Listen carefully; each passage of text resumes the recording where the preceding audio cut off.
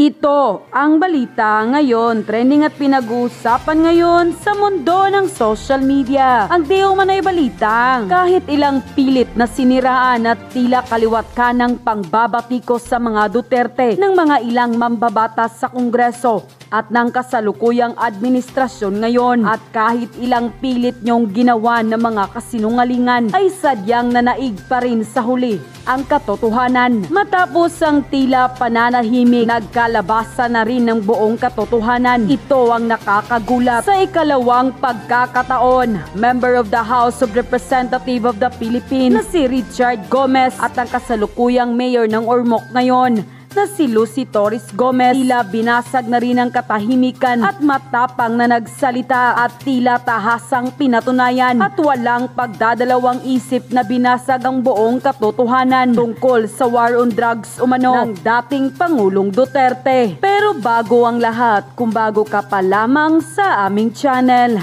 please huwag kalimutang mag-like, subscribe at i-click ang notification bell para mas maging updated ka pa lalo sa lahat pa ng bagong video na i-upload namin. At eto na nga mga kababayan, tila halos nasampal ng buong katotohanan ang mga ilang mababatas sa Kongreso at ang kasalukuyang administrasyon ngayon matapos nagsalita kamakailan lamang si Richard Gomez at ang kanyang asawa na si Lucy Torres Gomez, na ayon pa sa mga kritiko ng dating Pangulong Rodrigo Duterte, ang kampanya kontra droga umano ng dating administrasyon ay failure o bigo ang mga ito. Ngunit ayon naman sa former mayor ng Ormoc City na si Richard Gomez, kung hindi naging Pangulo ng Pilipinas si Duterte, posible di umanong naging narco state na ang bansa. Ayon pa sa kanya, mahirap ang kanilang naging karanasan noon sa droga dahil ang Ormoc di umano ay sentro ng kalakalan ng ipinagbabawal na gamot sa Eastern Visayas noon. Pero nang magsimulang manungkulan noon ang dating Duterte administration noong 2016 na sinimula ng paglaban at kampanya kontra iligal na droga, ay naging isa sa pinakaligtas na syudad ang Ormoc sa buong Pilipinas. Ayon pa kay dating mayor ng Ormoc na si Richard Gomez, ang kampanya kontra droga o war on drug ng dating administrasyon ang nakaligtas sa buong bansa. Madaling sabihin yung failure yung programa ni Presidente. Pero pag galing kasi isang lugar katulad ng Ormoc noong 2016, may kita mo na talagang very effective yung trabaho na ginawa ng kapulisan laban sa drugs. No? Kung hindi si Presidente Duterte naging presidente natin itong panahon na to, siguro by now talaga nasa narco state na tayo ngayon. So the war on drugs is what really shaped. Yan ang naging pahayag noon ni Richard Gomez patungkol sa war on drug noon ng dating administrasyong Duterte. Samantala, sa kaugnay pa ang balita, hindi naman pinalagpas at nagsalita na rin kamakailan lamang ang kasalukuyang mayor ng Ormoc ngayon na si Lucy Torres Gomez, na tila siyang laking sampal naman sa mga buayang mambabatas sa Kongreso at ang kasalukuyang administrasyon ngayon. We said that the president is not perfect. He has never rin naman projected himself as a perfect president. But if there was a legacy, and I only speak for my corner of the world, kasi first-hand experience so yung nagawa niya to clean up our city from the evil effects of drugs that have been in this city for the longest time, hindi yun mababayaran rin, MJ, because kahit anong linis ang gawin dito sa baba, kung merong protector sa taas, walang mangyayari. It really has to be a unit.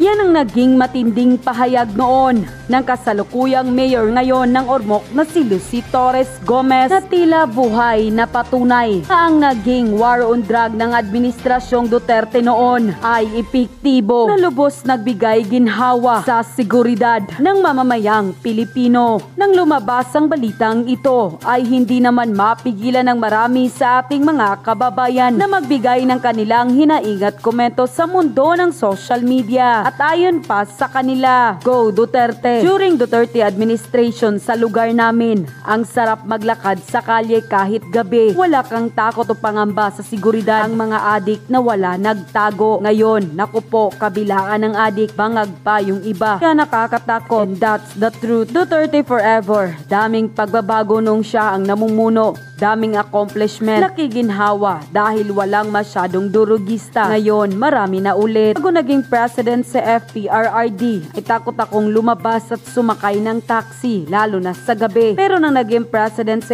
FRRD, ay naging feeling safe ako, kaya lumalabas na sa gabi. Yan ang congressman na may bayag at nagsasabi ng katotohanan na bumaba talaga ang adik sa panahon ni FPRRD ng war on drugs. And sino pa ang nakikinabang? Kayo, ang taong bayan. Totoo naman kasi dati sa lugar namin daming harapan nagbibenta. Pero nung marami ang natukhang, madami ang nagbago. Dati mga butot balat, after 1 year ni PRRD, lahat nagtabaan. Mas papaniwalaan nyo pa ba ang mga nakulong kaysa mga residente? Bakit kaya hindi sila mag-survey kung ano ang nangyari sa war on drug noon? Kung ano ang masasabi nila? Hindi yung mga drug lords ang isasalang dyan sa huwad na committee nyo. Unquote. I support the president because I clearly saw the program was very effective when I was mayor of Ormoc City. You know, before I became mayor. And before President Duterte became president, Ormoc City used to be the drug capital of Region 8. And when we sat in office, we came up with a very strong anti-drug campaign program together with the support and help of the president. And coming from drug capital, we became the safest city in the Philippines. Wow. You know, the numbers will show. The numbers will show how effective the drug program was. And Ron, I am very thankful to this leader, President Duterte, was able to make the hard calls. He had a clear stand, and I appreciate that most with President Duterte. And despite all the criticisms for fighting drugs, you know, the drug war is still the biggest legacy of former President Duterte. Boom! Boom! Ha? Boom! Rinig nyo? Narinig nyo yon? Ang daming nakabenepisyo at ang daming natulungan talaga na magbago dahil dun sa war on drugs ni Tatay Digong. Mag-amina na tayo. Sino ang nakinabang dun sa war on drugs ni Tatay Digong? Tayo, mga Pilipino. Ha? Diba, imagine mo, saan ka nakakita na ng mga adik at mga gumagamit ng droga? So, na sumurrender. Diba? Oh, ngayon, may sumurrender ba ngayon? Wala! Lahat nag-party-party. Diba? Kaya I'd rather choose talaga ng ganung paraan, no? Yung susurrender ang mga tao, matatakot gumamit ng droga kasi baka sila papatayin, ay maganda yun! Oh, kaysa naman yung pabebe, ha? Kaysa naman yung, hindi, bigyan natin ng second chance. Dapat bloodless. Diba? Yung kulang na lang, bibihin yung mga adik.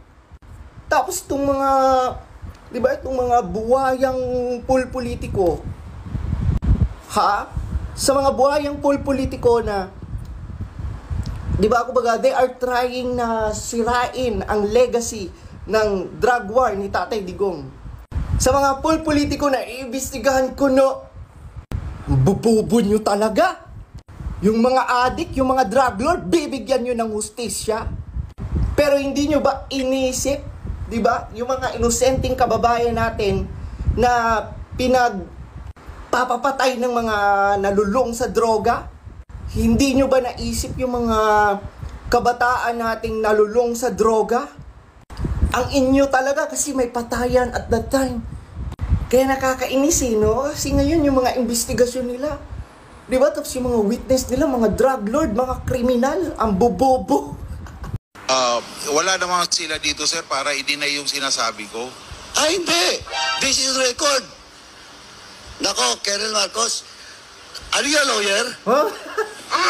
Naman po. Oh, wag kang mag-lawyering dito. Hindi po ako Papalusot ka, ha? I am not a lawyer. Pero hindi ka pwedeng lumusot dito. Mr. Chairman, with that, once again, I move to cite in contempt.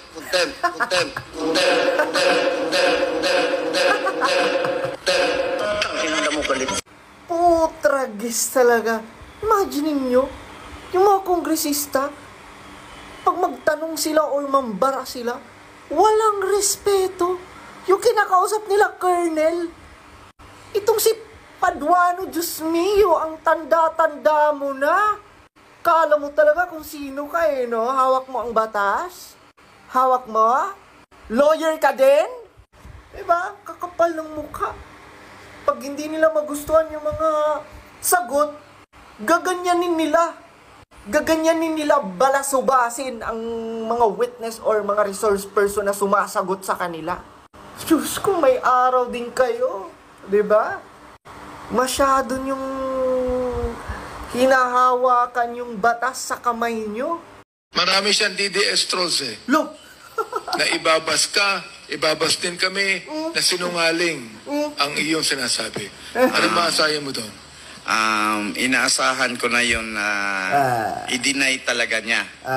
At ang mga trolls niya, naghanda na ngayon kung ano ang ipalabas nila sa social media at sa mga kwento na gagawin nila. Okay. Ang nabanggit mo rin, kaya ginawa niyan Ikaw sa hindi ka gumagawa ng kwento? Sapagkat yun ay utos ng nakakataas sa kanya. Tama ba ako? Tama po. Okay. Sa palagay mo, sino yung nakakataas sa kanya? Nakakataas kay General Bato. Sa palagay ko, sa aking pagkaintindi, walang iba kundi presidente na lang ang pinakamataas na pwedeng mag-utos sa kanya. Paano mo nasabi yan sa palagay mo? Kasi yung itong mga nangyari na mga EJK, kampante ang mga kapulisan maliban lang sa mga matino na pulis na dadamay sa mga kabalastugan ng mga pulis na hindi nahihiya na gumawa ng karahasan. Wow. Inabuso ang kanilang uniforme na gumawa ng patayan dito, patayan doon. Talaga? Parang mga hayop na lang ang tingin nila sa mga drug related. Hindi Hayop naman talaga ang tingin namin sa inyo. Ha? Lalo na pag drug lord ka, hayop ka. Pisti yang si Abante, kung pastor kang satanas ka. May pasabi-sabi pa, andyan yung mga trolls. Ibabas tayo. Hoy! Tanda! Hindi kami trolls. Mga totoong tao kami, tanda. Ha? Hindi mo lang talaga matanggap-tanggap na maraming sumusuporta kay Tatay Digong.